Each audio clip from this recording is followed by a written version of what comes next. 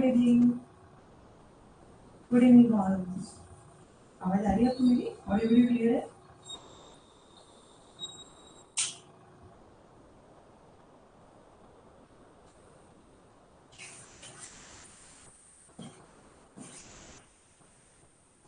कल के क्वेश्चन में कोई कंफ्यूजन है? एक 40 क्वेश्चन है, मैं वो रिपीट कर देती हूँ और बाकी और कोई कंफ्यूजन है तो बताइए।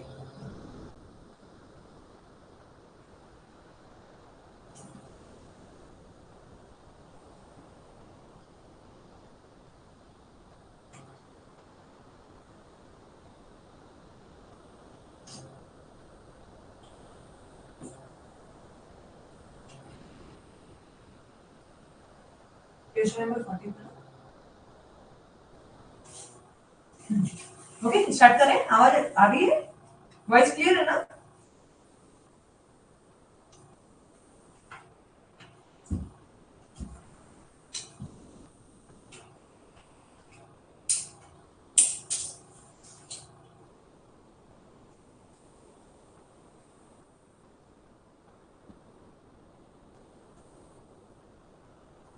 Hello, good evening. आवाज क्लियर है? वॉइस आपको आ रही है? एक बार मैसेज करेंगे मुझे, पूनम, मुकेश।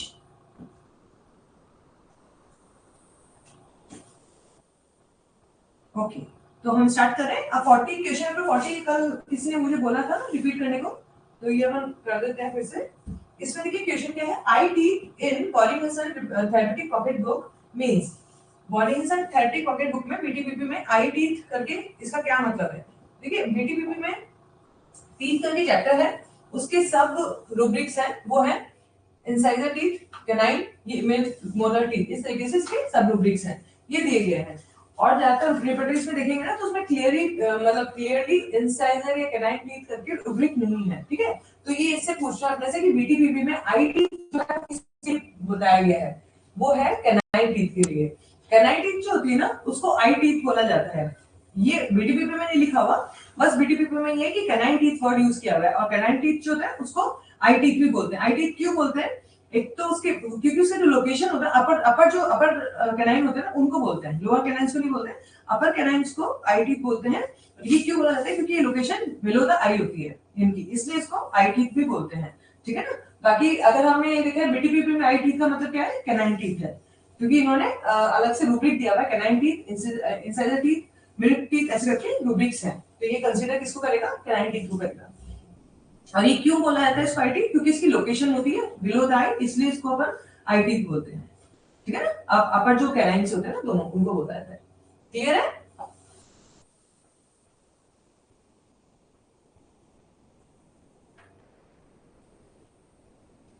नेक्स्ट क्वेश्चन में चलते हैं हम। rubric cracks in or cracks in the corner of the mouth is given in which chapter of canterbury? ये जो rubric है cracks in the corner of mouth, ये किस में दिया गया है? ये दिया गया है फेस में, ठीक है ना? फेस है, फेस के अंदर ये दिया गया है, माउथ में नहीं दिया गया है। इस चीज का भी ध्यान रखना, फेस में दिया गया है ये वाला क्रैक्स करके, फिर कॉर्नर ऑफ द माउथ करके दिया गया है, ठीक है ना? rubric face, cracks on the mouth of mouth. ये एक्चुअली जितने चैप्टर्स हैं वो अपने को याद ही रखने हैं कि कौन सा रूब्रिक किस में है, तो जो आए हुए हैं वो तो अपने को याद करने करने हैं। और कोई ऐसा होगा ना जो सिंगल रेमेडी रूब्रिक को या फिर कोई ऐसा लगेगा मुझे इंपॉर्टेंट है, तो वो भी मैं कल की क्लास में और कुछ ऐड ऑन करना होगा तो वो मैं कल की क्लास में कर दूंगी, ठीक है? Next question. Indian edition of the Murphy repertory is published in the year.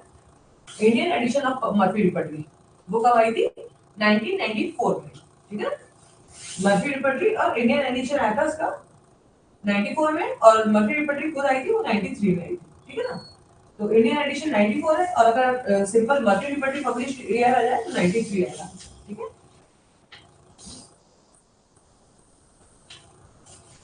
Next question. Author of the repertory sensation as if is, ये रिपीटेड क्वेश्चन है। सेंसेशन एज इफ जो है वो किसका था? एच ए रॉबर्ट्स ने दिया था, ठीक है?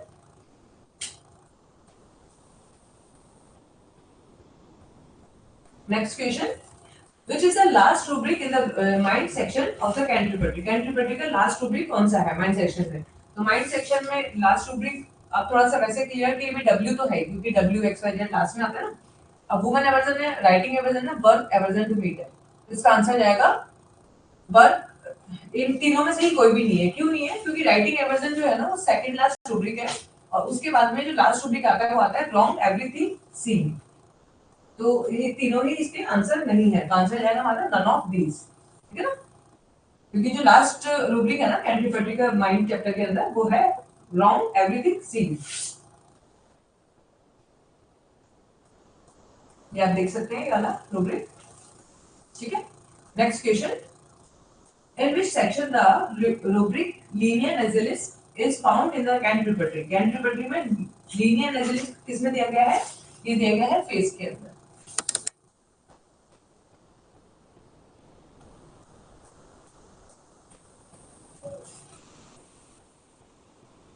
नेक्स्ट क्वेश्चन है in which section the complaints of the esophagus are given in the chapter repertory?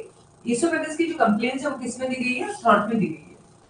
ठीक है, थ्रॉट के बाद में फिर इसके अंदर esophagus के जितने भी कंप्लेंट्स है ना, पेन है, फूड में जाके फिर esophagus आएगा।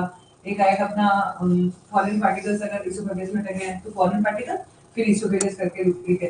तो esophagus डायरेक्ट नहीं है, ये esophagus में खाना का तो उसके लिए आगे फूड esophagus, फॉरेन पार्टिकल्स करके तो फॉरेन पार्टिकल्स esophagus, इस तरीके से रुकी है।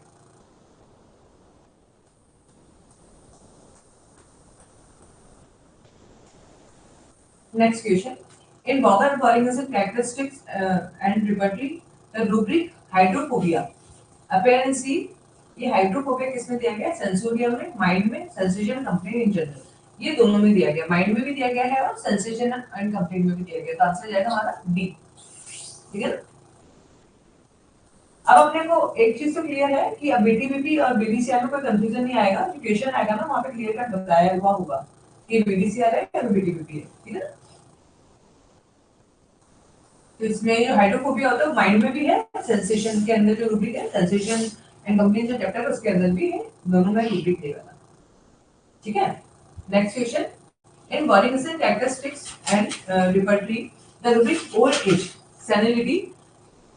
सेनिलिटी is found in the section.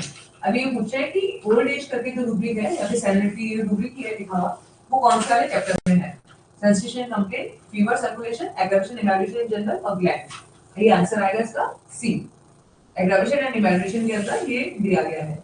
Aggravation evaluation में देखेंगे तो उसमें एज में जाके ओल्ड एज और सैनिटी करके रूब्रिक दिया गया।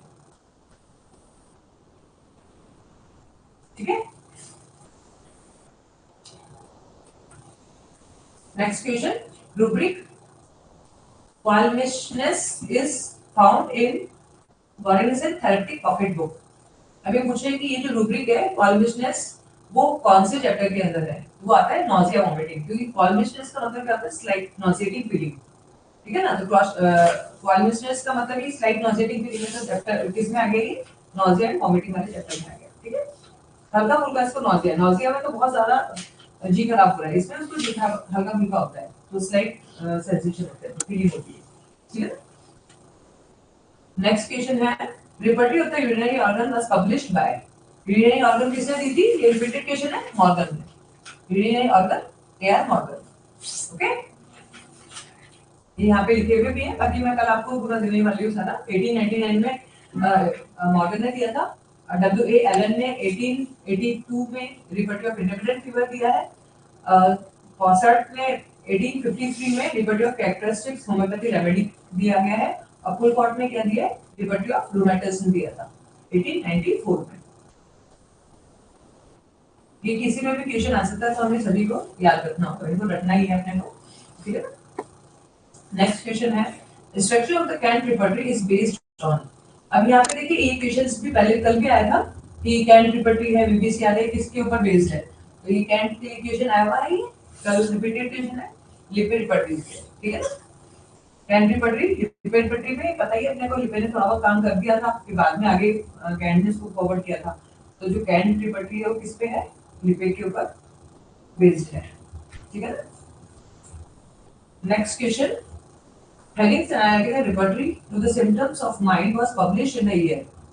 Helling's Analytical Repertory जो है ये वैसे रिपर्टरी का जो नाम है वो है analytical repertory of the symptoms of the mind, है ना।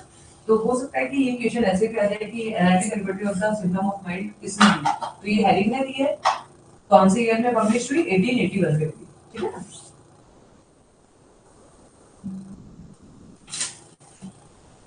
नेक्स्ट क्वेश्चन है puritan group of repertories are also called. Puritan group क्या होता है? प्यूरिटन ग्रुप होता है ये रेफरेंस, मतलब ये जो रिपर्टरीज होती है ना, एक्चुअल रिपर्टरीज नहीं होती है, ये रेफरेंस के पॉइंट ऑफ व्यू से यूज की जाती है रिपर्टरी।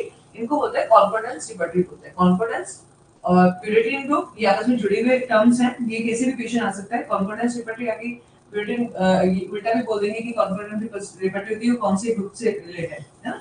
और प्यूरिटन ग्रुप में कौन सी ग्रुप रिपर्टरीज आती है जो कि रेफरेंस के लिए यूज की जाती है, डायरेक्ट रिपर्टरी नहीं होती, क्योंकि इसके अंदर पेशेंट ने जो लैंग्वेज यूज की है वो उसी लैंग्वेज में वो रिपर्टरी बनाई गई है, तो उसको अपन डायरेक्ट यूज नहीं कर सकते। हाँ जी, हाँ जी, ये थर्ड वॉल्यूम है वीके चौहान का, थर्ड वॉल्यूम का रिपर्टरी वाला चैप्टर जो है वो अपन चला रहे हैं इसको, थर्ड वॉल्यूम का, ठीक है। तो इसमें कुछ नए क्वेश्चंस भी अपने को मिल रहे हैं, तो वो भी अपन ले रहे हैं। और कल मैं आपको सारा कुछ एक साथ दे दूंगी कि अपना किस ऑथर ने किस कौन सी रिपर्टरी लिखी थी, कब लिखी थी, उसमें अगर चैप्टर्स कुछ होंगे तो वो भी ऐड ऑन करके पूरा मैं आपको दे दूंगी, ठीक है। तो आप उसको बस उसको रटना है अच्छे से, क्योंकि उसमें से क्वेश्चंस बहुत ज्यादा आते हैं, तो अपने को वो रटना है, ठीक है। तो ये प्यूरिटन ग्रुप जो है ना ऑफ रिपर्टरी, ये इसको बोलते हैं कॉन्कॉर्डेंस रिपर्टरी बोला जाता है, ठीक है ना। और कॉन्कॉर्डेंस रिपर्टरी जो होती है वो किसके लिए होती है? वो एज अ ये क्वेश्चन इस तरीके से भी आ सकता है कि कॉन्कॉर्डेंस रिपर्टरी क्या होती है, तो वो रेफरल रिपर्टरी होती है। इसको एज अ रेफरेंस अपन यूज करते हैं कि अपने पास में रूब्रिक आ गया, इसको अपने को कंफर्म करना है कि यानी रूब्रिक पेशेंट ने किस तरीके से क्या बोला होगा, तो उस टाइम में हम ये रिपर्टरीज यूज करते हैं, कॉन्कॉर्डेंस रिपर्टरीज होती है वो हम यूज करते हैं, ठीक है।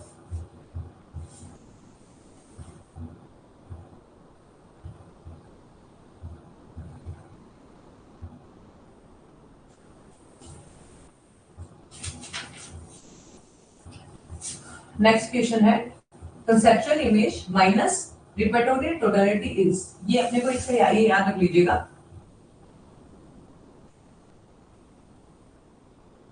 Conceptual image minus totality of the repertory totality is होता है पोटेंशियल डिफरेंस फील्ड होता है, ठीक है। ये आपको याद रखना है। कंसेप्चुअल इमेज तो आप लिख लीजिएगा अगर आपके पास में ये बुक नहीं है तो। Conceptual image minus repertory totality is equal to PDF, ठीक है। पीडीएफ बोलते हैं पोटेंशियल डिफरेंस, डिफरेंशियल फील्ड को बोलते हैं। और पीडीएफ में क्या आता है? इसमें बिल्कुल फाइनल जनरल सिम्टम्स होता है, स्ट्राइकिंग कैरेक्टरिस्टिक सिम्टम्स होते हैं जो हमारे केस में रूल आउट करते हैं, सिमिलिमम निकालने में हेल्पफुल होते हैं, ठीक है ना। तो इसको बोलते हैं पीडीएफ। तो conceptual image minus totality is equal to PDF हो गया। और पीडीएफ का मतलब क्या है? Potential differential field.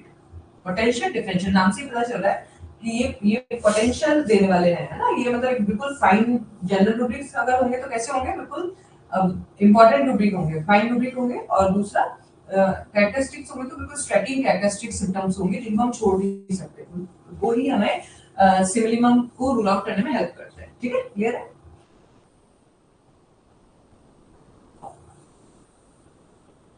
Conceptual image आपको पता है, ये कंसेप्चुअल इमेज का मतलब होता है इसमें सब कुछ आ जाता है। इसमें अपना जनरल सिम्टम्स भी आ जाएंगे और जनरल मेंटल फिजिकल और पैथोलॉजिकल जनरल, है ना। कैरेक्टरिस्टिक्स पिक्यूलियर सिम्टम आ जाएंगे, कॉमन सिम्टम आ जाएंगे और कॉजेशंस भी आ जाएंगे। तो ये सब कुछ आ जाएगा, वो तो आएगा कंसेप्चुअल इमेज में। रिपर्टरी टोटलिटी को और उसमें माइनस करते हैं तो अपने पास में क्या बचता है? ये फाइनल जो जनरल सिम्टम्स होंगे ना वो बचेंगे, इसको बोलते हैं PDF.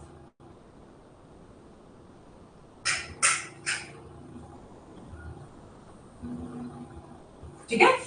Next question, symptoms which are self contradictory और and opposite in nature but found together are called, ठीक है। इसमें एक वर्ड यूज किया इन्होंने, सेल्फ कॉन्ट्राडिक्टरी।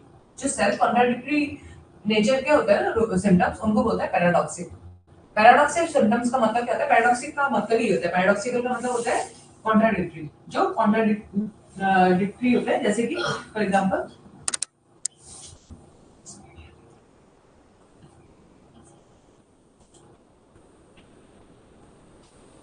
कॉन्ट्राडिक्टरी सिम्टम्स जो होते हैं वो कैसे होते हैं? वो जैसे मान लीजिए मिजल्स है, तो मिजल्स में इरप्शंस होना जरूरी है ना, वो तो हो गई होगा, सॉरी ये तो नेगेटिव सिम्टम हो गया। कॉन्ट्राडिक्टरी सिम्टम्स होते हैं, जैसे कि अपने को सोर थ्रॉट है, तो सोर थ्रॉट के अंदर सॉलिड फूड खाने से उसको रिलीफ मिल रहा है, ये तो कॉन्ट्राडिक्टरी हो गया ना। मतलब नॉर्मली अगर उसको गले में दर्द है, उसको गले में खराश है, तो उसको कुछ भी निकालने से प्रॉब्लम हो जाएगा, बट यहाँ पे क्या हो रहा है, उसको सॉलिड खाने के बाद में उसको आराम आ रहा है ना। ये इग्निशिया में बहुत ज्यादा देखने को मिलता है। इग्निशिया में पैराडॉक्सिकल सिम्टम्स अच्छे से भर के है, और उनको अपन बोलते हैं, इसीलिए इसको रेमेडी को बोला जाता है कॉन्ट्राडिक्टरी रेमेडी बोलते हैं, ठीक है। तो ये है सेल्फ कॉन्ट्राडिक्शन, इसको ये जो एक्चुअल में नेचर है उसी से उसको कॉन्ट्राडिक्ट करती है ये सिम्टम्स को, और अपोजिटिव नेचर होंगे ये, है ना। जब होना क्या चाहिए उसकी जगह उल्टा हो रहा है ना। यहाँ पे हम बोल रहे हैं कि भैया गले में दर्द है तो कुछ भी मत खाओ, या फिर लिक्विड होगी तो भी दर्द होगा, तो सॉलिड से रिलीफ मिल रहा है ना।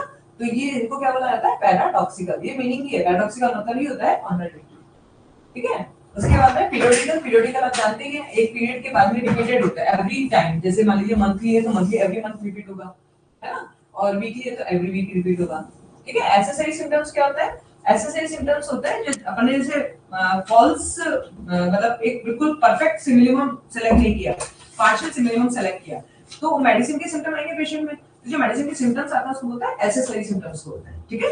और ये है नेगेटिव सिम्टम्स, जो मैंने अभी आपको बोला था वो नेगेटिव सिम्टम में होता है। मिजल्स में इरप्शंस होना जरूरी है। मिजल्स को हम फाइंड आउट कैसे करते हैं, मिजल्स होता है fever plus eruption is equal to measles. अब यहाँ पे इरप्शंस तो आएंगे उसको, हाँ काउपॉक्स, ये एक्चुअली में एग्जांपल क्या बनाना जरूरी है, इसमें इरप्शंस नहीं आए, this is a negative symptoms, है ना। ऐसे ही अपने यहाँ पे एक मेडिसिन होती है उसमें ड्राई डायरिया होता है, ड्राई डायरिया। डायरिया वाटरी होना चाहिए ना, डायरिया का मतलब ही है कि वाटर स्टूल, यहाँ पे ड्राई डायरिया है, उसको वो भी क्या हो गया, नेगेटिव सिम्टम में आ गया, ठीक है ना। तो ये इस तरीके से आपको मैंने चारों का मीनिंग बता दिया, क्योंकि चारों में से क्वेश्चन अगर इलैबोरेट करके आ भी जाता है, पीरियोडिकल भी आता है तो भी आप बता पाएंगे, पैराडॉक्सिकल का मतलब कॉन्ट्राडिक्टरी होता है, और एसेसरी का मतलब जो मेडिसिन की वजह से आ गए हैं, पार्शियल सिलेक्शन ऑफ मेडिसिन की वजह से आ गए। नेगेटिव सिम्टम मतलब जो सिम्टम होना चाहिए था वो उस समय प्रेजेंट नहीं है।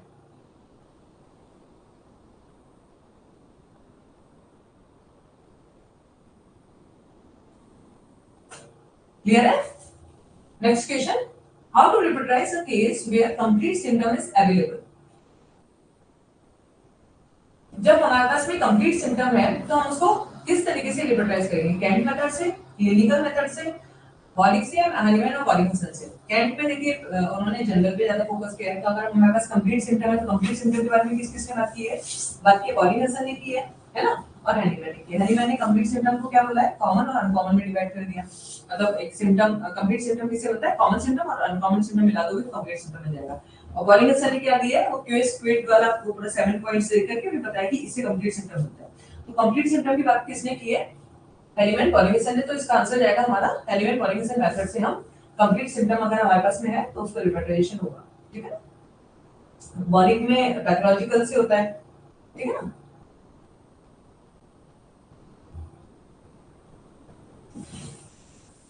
ये इसको ना थोड़ा सा इस वाले को ऐड कर लीजिएगा, आपके पास में है तो ठीक है, तो स्क्रीनशॉट ले लीजिए। ये जो है ना 7 आपने को याद ही है, वैसे तो पहले भी बात हो चुकी है। ये पर्सनालिटी पर्सन को डिनोट करता है, क्विट डिजीज को करता है, क्यूबी सीट ऑफ डिजीज। ये बहुत बार क्वेश्चन आता है, इसमें से एक क्वेश्चन तो पक्का पक्का आना ही आना है ना। क्विज ऑक्सैलिस, ये दो वर्ड है, कॉन्कोमिटेंट या एसोसिएटेड सिम्पटम, एक ही बात है ना। कॉन्कोमिटेंट में होती है, एसोसिएटेड सिम्पटम होते हैं। क्यू कॉज हो गया, क्यूमोडो मॉडलिटी, क्यूडो बी मॉडलिटी होती है, लेकिन टाइम फैक्टर इसमें मैटर करता है, ठीक है ना। ये टाइम को डिनोट करती हुई मॉडलिटी होगी, कौन से टाइम में एग्रावेशन हो रहा है, माइग्रेशन हो रहा है, वो उसको शो करेगा, ठीक है। नेक्स्ट क्वेश्चन है, total number of the medicine is फ्रेगमेंटेड वेरिकोस मेडिकोमेंटोसा पॉजिटिविस्ट। अब इसके बारे में आपको पता है, तीन चार चीजें अपन थोड़ा सा अपने रिवीजन चलते हैं। एक फर्स्ट रिपर्टरी, दूसरी हेलीमैन सर ने लिखी है, इसमें दो पार्ट है। फर्स्ट पार्ट में मैथमेटिक्स है, सेकंड पार्ट में रिपर्टरी। यहां से सब पे सब जो मैंने तीन लाइनें बोली, तीनों में से क्वेश्चन आता है ना। और एक का क्वेश्चन आता है, वो आता है हमारा रैम नंबर ऑफ डायबिटीज, वो आती है 27, ठीक है। एक ही क्वेश्चन बनता है, तो इसमें से चार क्वेश्चन बनते हैं, आपको चारों क्वेश्चन याद यूट्यूब याद होना चाहिए, ठीक है ना। 27 remedies. Next, late learning to walk is found in which chapter, Canterbury पटरी में वॉक के लिए लेट लर्निंग टू वॉट दिया गया है जनरलिटीज के अंदर, एक्टिविटीज में दिया गया है, ये दिया गया है एक्टिविटीज के अंदर। एक्सट्रीमिटीज के अंदर लोअर लिम्ब और अपर लिम्ब है, उसमें लोअर लिम्ब में दिया गया है लेट लर्निंग टू वॉक, ठीक है।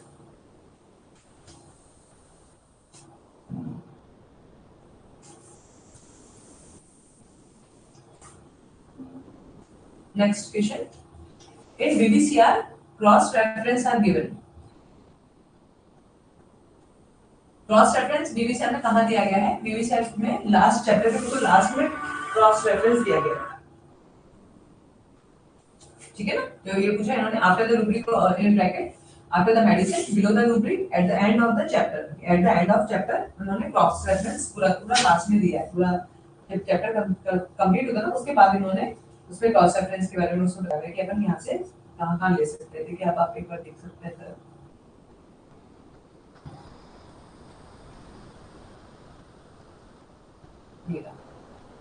ये यहाँ पे इस चैप्टर पूरा खत्म हो जाता है, माइंड आ गया, माइंड में टाइम, एग्रावेशन, इवैल्यूएशन, ये आ गया कॉन्कोर्डेंट और क्रॉस रेफरेंस, सबसे लास्ट में दिया गया क्रॉस रेफरेंस, ठीक है। हर चैप्टर में इसी तरीके से उन्होंने लास्ट में दिया, ठीक है, क्लियर।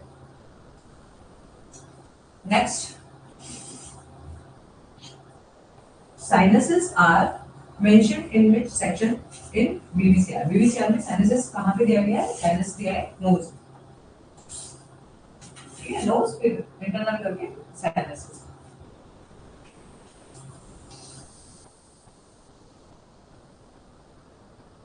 नेक्स्ट क्वेश्चन है, इन BBCR all of the following rubrics are found in chapter section of sensation of complaints except। अभी यहाँ पे बोल रहे कि सेंसेशन ऑफ कंप्लेंट जो है वो इसमें कौन सा रूब्रिक नहीं है, नीचे जो दिए गए, एक है ऑकवर्डनेस, एक है tendency to haemorrhages, uric acid diathesis और सुपुरेशन।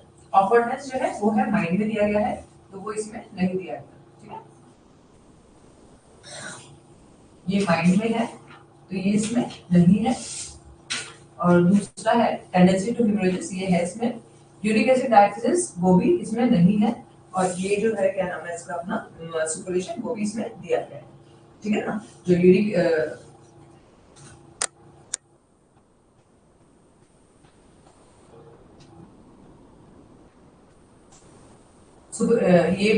ये वाला भी नहीं दिया गया, ठीक है। अब इन्होंने अपने से पूछा क्या है, इन्होंने पूछा अपने से कि कौन सा नहीं दिया गया, तो कौन सा आंसर में आएगा, ए और सी। अब इनमें दोनों में से कोई भी अगर आंसर देते हैं ना, तो आंसर आपका सही रहेगा, ठीक है, क्योंकि इन्होंने अपने को दो ऑप्शन ऐसे दे दिए जो कि इसमें सेंसेशन एंड कंप्लेंट वाले चैप्टर के अंदर नहीं है, ये दोनों रूब्रिक, आपको ऑकवर्डनेस भी नहीं है और यूरिक एसिड डायथेसिस भी नहीं।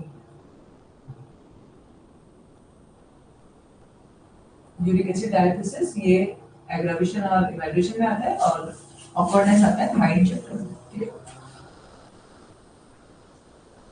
नेक्स्ट क्वेश्चन है, which of the following rubric is true for the explanation a person who is generally in the habit of making plan to harm others with the extreme disposition to injure। ये पूछ रहा है कि ये जो चार meanings है इनमें से कौन सा मीनिंग इसको सूट करता है। एक बंदा है जिसको आदत है कि एक प्लान बनाएगा लोगों को हार्म करने के लिए, बहुत एक्सट्रीम लेवल पे हार्म पहुंचाने का वो प्लान करता है, ठीक है ना। तो दूसरे को नुकसान पहुंचाने के लिए उसके दिमाग में पूरे टाइम दिमाग में कुछ चलता रहता है, तो वो कौन से बंदे होता है, होता है मिलिशियस, ठीक है ना। हिपोक्रेसी कौन से होता है? हिपोक्रेसी में बोलते हैं, अपन शॉर्ट में बोलेंगे, दिखाने के दांत और खाने के दांत, मतलब बोलते हैं मुंह में राम बगल में छुरी, ये कहा, ये हिपोक्रेसी के लिए बोलते हैं ना। हिपोक्रेसी में क्या होता है कि बंदा मुंह से तो मीठा मीठा बोल रहा है और पीछे से आपके लिए बोलेगा, सिंपल, बस उसमें कोई हार्म नहीं पहुंचाता आपको। और रिसेंटमेंट में क्या होता है? रिसेंटमेंट में होता है गुस्सा होता है, बहुत तेज गुस्सा आएगा उसको। क्यों आएगा? क्योंकि उसकी किसी ने इंसल्ट की या उसको चोट पहुंचाई, 5 लोगों के सामने उसने इंसल्ट कर दी, उसको कुछ कह दिया, या फिर उसको कोई भी किस तरीके से भी मेंटल फिजिकल चोट पहुंचा दी, तो उसको उसके ऊपर रिएक्शन के तौर पे उसे बहुत तेज गुस्सा आता है, तो उसको बोलते हैं रिसेंटमेंट। मिडिल सम का मतलब क्या होता है? मिडिल सम, बीच में टांग डालना, सिंपल होता है ना, फटे में टांग डालना, तो उसके लिए क्या होता है? मिडिल सम, बीच में टांग डालते हैं हम लोग किसी भी बात पे, जैसे बात करते करते बीच में बोलेंगे, अपन कोई बंदा बिजनेस कर रहा है, उसके बीच में जाकर के कूदेंगे नहीं, मैं भी करूंगा बिजनेस, और वो अपनी बिजनेस वो अपना बताने लगेंगे स्ट्रेटजी ऐसे ऐसे, ठीक है। तो उसको बोलते हैं मिडिल सन, जो बीच में टांग रहता है। और मिलेशियस, वो मैंने आपको बताया था, मिलेशियस में वो दूसरे को नुकसान पहुंचाने के लिए प्लानिंग करता है कि उससे किसी को नुकसान पहुंचे, ठीक है। तो चारों का मीनिंग मैंने आपको बता दिया। चारों का मीनिंग बताने के बाद आप इजीली कर सकते हैं, क्योंकि अभी क्वेश्चन इस तरीके से भी आए हुए हैं मीनिंग को लेकर के, तो अपन अपने को ये पता होगा तो हम इजीली क्लियर आउट कर पाएंगे, ठीक है ना। नेक्स्ट क्वेश्चन है रूब्रिक पल्स, ये रिपीटेड क्वेश्चन है। पल्स किसमें है? जनरलिटीज के अंदर, ठीक है।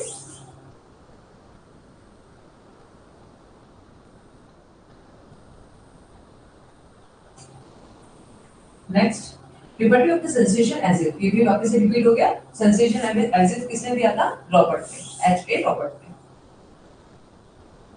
ठीक है। नेक्स्ट है which of the following liberties belong to Palladian group। अभी देखो ये आ गया ना Palladian group, पहले भी आया था। Palladian group में कौन कौन सी लिबर्टीज होती है? जो कॉन्फिडेंस लिबर्टी होती है वो होती है, और ये किस चीज को शो करता है? ये करता है रेफरेंस लिबर्टीज होती है, ठीक है।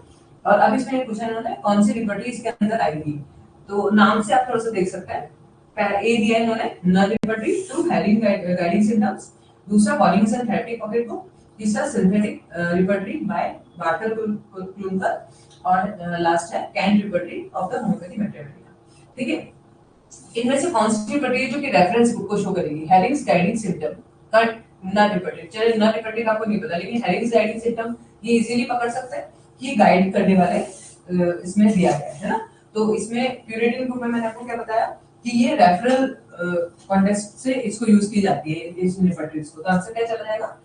Herring guiding symptoms, Knerr liberty to Hering guiding symptom. BBC BDBP proper repertory है, इसको अपन यूज करते हैं repertory as a repertory. Synthetic ये अपन यूज करते हैं एज ए लिबर्टी, और कैंट लिबर्टी अपन यूज ही करते हैं, ठीक है। सिंथेटिक है, सिंथेसिस है, बीबीसीआर बीडीबीपी है, कैंट है, ये सब हम डायरेक्ट लिबर्टी यूज करते हैं, है ना, क्योंकि ये इसमें ये सिस्टमेटिक लिबर्टी है ना। और ये जो है ये सिर्फ गाइडेंस पॉइंट ऑफ व्यू से है, रेफरेंस पॉइंट ऑफ व्यू से दी गई है ना। तो इसका आंसर क्या जाएगा? प्रोटीन ग्रुप के अंदर कौन सी लिबर्टीज आ जाएगी? Knerr liberty to Hering guiding symptoms, okay. Next question है symptoms which are self contradictory. फिर वापस से आ गया question self contradictory oppose in nature, repeated question है कि आंसर जाएगा हमारा पैराडॉक्सिकल सिम्टम्स, ठीक है ना। मैं आपको बाकी बताई चुकी एसोसिएटेड सिम्टम कौन से होते हैं, नेगेटिव सिम्टम कौन से होते हैं आपको बता चुकी हूं, ये पैराडॉक्सिकल होता है, ठीक है, सेल्फ कॉन्ट्राडिक्टरी।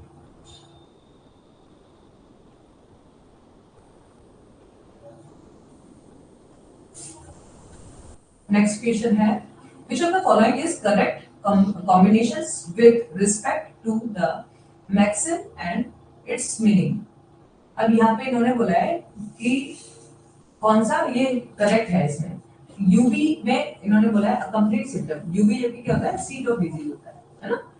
दूसरा है क्यूबिस ऑक्सालिस, वो होता है कॉन्कोमिटेंट कंप्लीट सिम्टम, यहाँ पे इन्होंने एक्सचेंज कर दिया है दोनों का मीनिंग, तो ये गलत हो गया दोनों।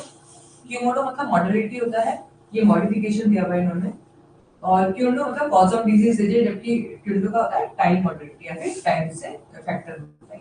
तो आंसर इसमें सी चला जाएगा, यहाँ पे थोड़ा सा स्पेलिंग मिस्टेक हुआ है, मॉडिफिलिटी की जगह मॉडिफिकेशंस है, ठीक है ना, क्योंकि ये तो बिल्कुल अपोजिट हो गया है। यहाँ पे इन्होंने दे दिया क्या? कॉज ऑफ डिजीज, जबकि ये क्या है? टाइम है। तो यहाँ पे फिर भी काफी कुछ सिमिलर सा है कि मॉडिलिटी और मॉडिफिकेशन वाला वर्ड है, तो हम इसका आंसर सी की तरफ जाएंगे।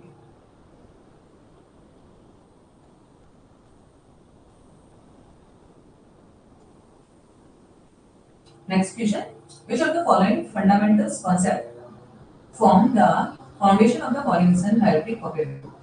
अब ये इन्होंने पूछा है कि जो बीडीबीपी है वो उसका फंडामेंटल कॉन्सेप्ट क्या है? डॉक्ट्राइन ऑफ एनालॉजी है, पता है, डॉक्ट्राइन ऑफ कॉन्कॉमिटेंट भी है और कॉन्कोर्डेंस भी है, तो आंसर जाएगा हमारा बी, ठीक है।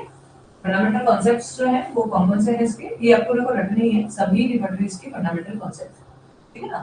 डॉक्ट्राइन ऑफ एनालॉजी, उसमें डॉक्ट्राइन ऑफ ग्रैंड जनरलाइजेशन आ गया, ये अपना आ गया कॉन्कोमिटेंट, इवैल्यूएशन ऑफ रेमेडी और कॉन्कोर्डेंस, ये चारों भी तरह इसमें इसकी बेस फंडामेंटल टिप्स है।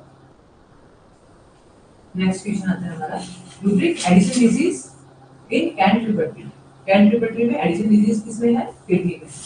इसका आंसर सी ही रखना है, बी ही रखना है, किडनी ही आएगा इसका आंसर, ठीक है ना? क्योंकि इन्होंने जो मेरे को जनरलिटीज में दिया हुआ है ना, वो एडिशन डिजीज नहीं दे करके उन्होंने कन्वर्जेंस फिर एडिशन डिजीज दिया है, मतलब कि कन्वर्जेंस अगर आ रहे हैं और फिर उसमें एडिशन डिजीज भी है उस बंदे को, तो फिर वो जनरलिटीज में दिया है। लेकिन अगर वो डायरेक्ट इन्होंने पूछा कि एडिशन डिजीज किस चक्कर में है, तो वो डायरेक्ट रूब्रिक है, किडनी के अंदर डायरेक्ट रूब्रिक है, हाँ एग्जैक्टली, है ना? तो ये सिंपल इसका किडनी ही जाएगा, जनरलिटीज नहीं जाएगा, एडिशन डिजीज करके रूब्रिक है, वो डायरेक्ट दिया हुआ है इसमें। नेक्स्ट क्वेश्चन है हमारा, रूब्रिक स्कर्वी इन मॉर्निंग से कैरेक्टरिस्टिक और रिपर्टली इज फाउंड इन, स्कर्वी इसमें दिया गया सेंसेशन कंपनीज के अंदर दिया गया है, ठीक है?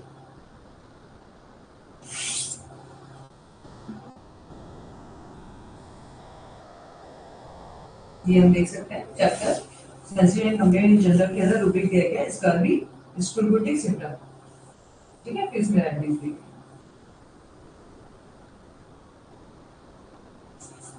Next question, rubric pregnancy in BDBB found in, ये प्रेगनेंसी किसमें दिया गया है? ये दिया गया एग्रावेशन इवैल्यूएशन जो चैप्टर है उसमें दिया गया है, तो ये आंसर आएगा एग्रावेशन, ठीक है?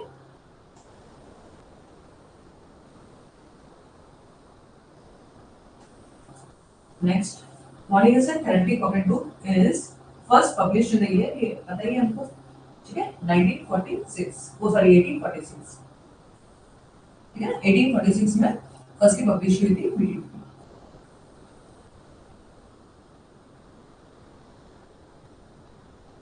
कैंट इसमें हाइड्रोसिल, ये रिपीटेड क्वेश्चन है, कौन से चैप्टर से बिलोंग करता है? जेनेटिक्स, ठीक है? बताया ना हाइड्रोसिल का मतलब क्या होता है, तो जेनेटिक्स में, ठीक है?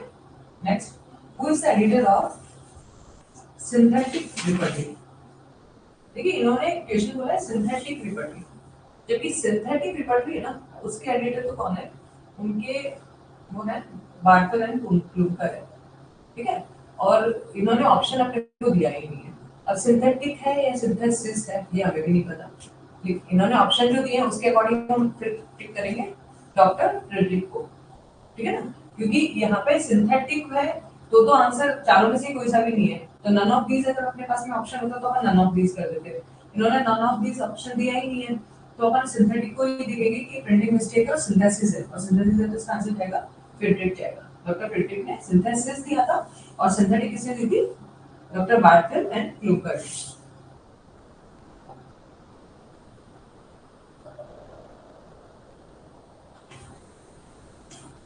ठीक है,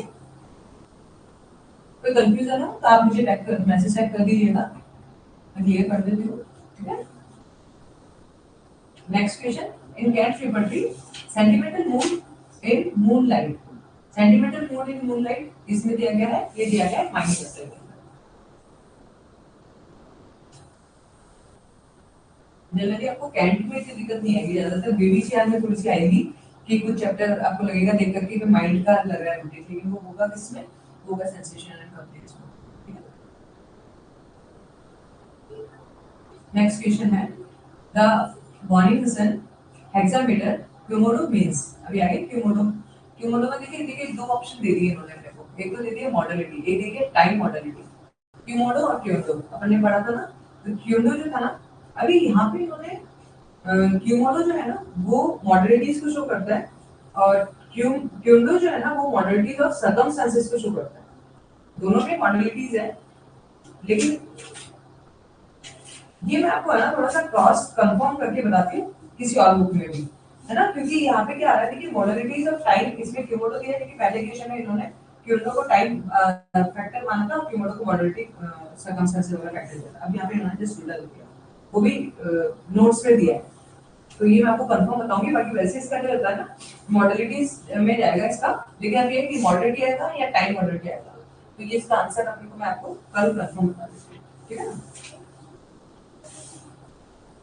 किसी और मतलब उसमें देखना पड़ेगा इसका, क्योंकि यहाँ पे दो जगह पे इसमें ऐसे कंफ्यूजन है, एक में क्यूमो दिया है, एक में क्यूमोडो दिया है, तो अपन ये तीसरा ऑप्शन पे ढूंढ के फिर कंफर्म देखना पड़ेगा। नेक्स्ट क्वेश्चन, इसको होल्ड पे छोड़िएगा, ठीक है? 76 को negative general symptoms are defined as, negative general symptoms मैंने अभी बताया था आपको, absence of the expected and customary features in the case, absence of general symptoms, absence of only particular symptoms and absence of mental general symptoms. तो क्या आ जाएगा इसका expected, absence of expected features. हमें बताया ना आपको, जैसे हमें ये लग रहा है कि यार इरप्शन तो होने ही चाहिए बट नहीं है, एक्सपेक्टेड है आपको इरप्शन होना चाहिए रिजल्ट्स में ना, लेकिन नहीं है, तो उसको बोलेंगे अपन नेगेटिव सिम्टम्स। तो ये आ जाएगा answer absence of expected and customary features in the case.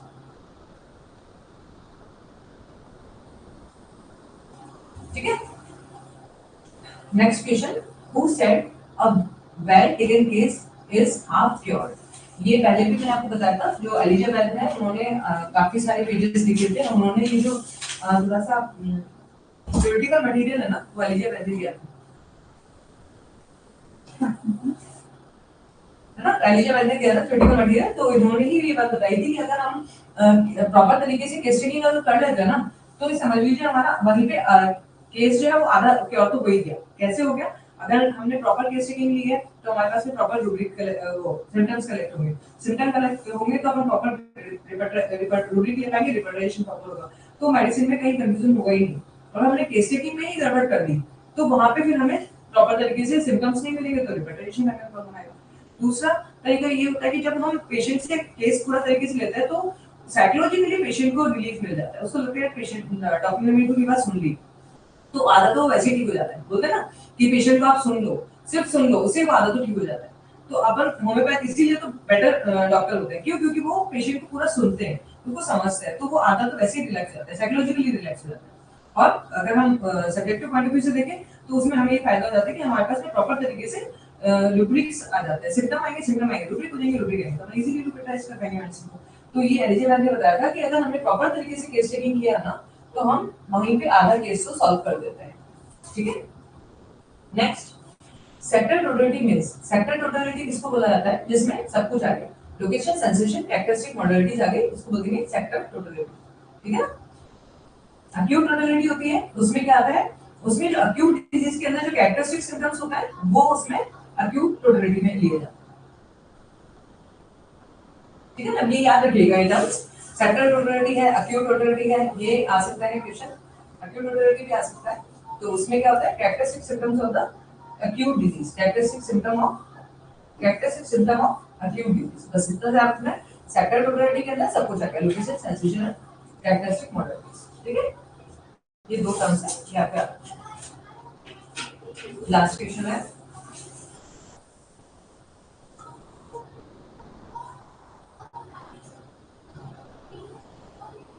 ये मोडो टाइम मॉडलिटी के लिए है, मॉडलिटी ऑफ टाइम, और क्यूडो है मॉडलिटी ऑफ सर्कमस्टेंसेस। फिर मैं अभी एक जगह और कंफर्म करके फिर मैं आपको कल बताऊंगी। ठीक है, in the 7 point of the volume concept totality में क्विड कहां पे आता है, क्विड आता है डिजीज, क्विड मैंने आपको बताया था, क्विड है ना, तो disease, a personality of the individual, disease of its nature and peculiarity, seat of the disease, complete symptom। तो आंसर जाएगा हमारा disease, its nature and peculiarity। ये आपको 7 पॉइंट्स याद ही रखने हैं, ये मीनिंग भी याद रखना है। क्वेश्चन इधर से इधर भी आ सकता है कि क्विज का मीनिंग क्या है, और ये भी आ सकता है पर्सनालिटी ऑफ द पेशेंट है उसको क्या डिफाइन किया है ना, कैसे कह सकते हो, तो ये मीनिंग्स याद रखने ही रखते हैं। ये मतलब बिल्कुल परफेक्ट है, ये आप याद रख सकते हैं 7 पॉइंट्स जो है, बाकी वीडियो में आपको कल और बता दूंगी। ये 7 पॉइंट्स आप चाहे स्क्रीनशॉट भी ले सकते हैं इसको। ठीक है ना, ये 7 पॉइंट्स ये परफेक्ट है। यहाँ पे इन्होंने क्लियर कट क्यूडो और क्यूमोडो में क्लियर कट बताया गया कि ये मॉडलिटी है दोनों ही, इसमें ये टाइम मॉडलिटी है, सर्कमस्टेंसेस की मॉडलिटी। ठीक है, क्लियर है। अभी आप एक मिनट में कुछ और कोई कंफ्यूजन है, कुछ पूछना चाहे पूछ सकते हैं, कोई क्वेश्चन आपको नहीं समझ आया पूछ सकता है।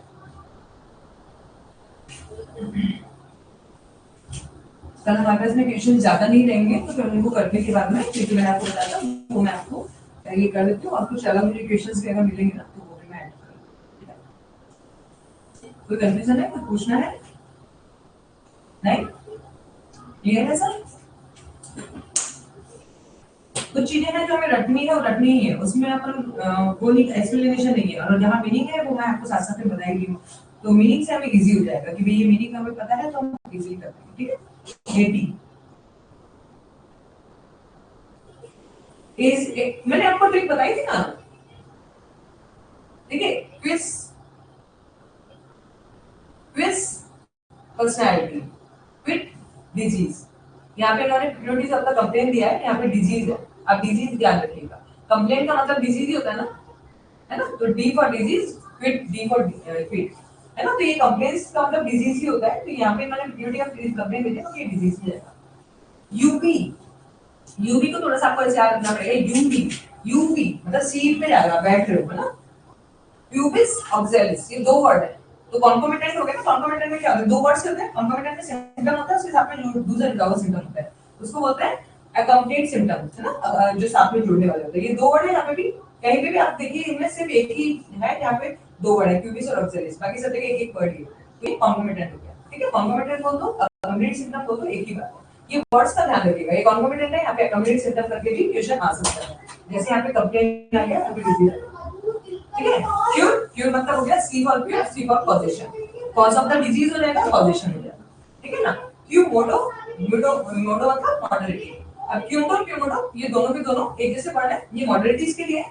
लेकिन आपको थोड़ा सा ये ध्यान रखना पड़ेगा कि क्यूमोडो जो है वो है टाइम मॉडरेटी के लिए, क्यूमोडो एम के बाद एन आता है अल्फाबेटिकली, एबीसीडी में एम फिर एन, तो फिर पहले एम आएगा, क्यूमोडो, क्यूमोडो आएगा, फिर क्यूमोडो आएगा। तो क्यूमोडो आ गया, टाइम मॉडरेटी का आ गया, और ये आ गया सर्कमस्टेंसेस। ठीक है, इसको थोड़ा सा इस तरीके से आप याद रखेंगे तो आपको याद रहेगा। बाकी फिर अपन कर लेते हैं। ठीक है ना, चलेगा। चलिए, ओके, अपन एंड करते हैं क्लास को, फिर कर लेते हैं। Okay, bye.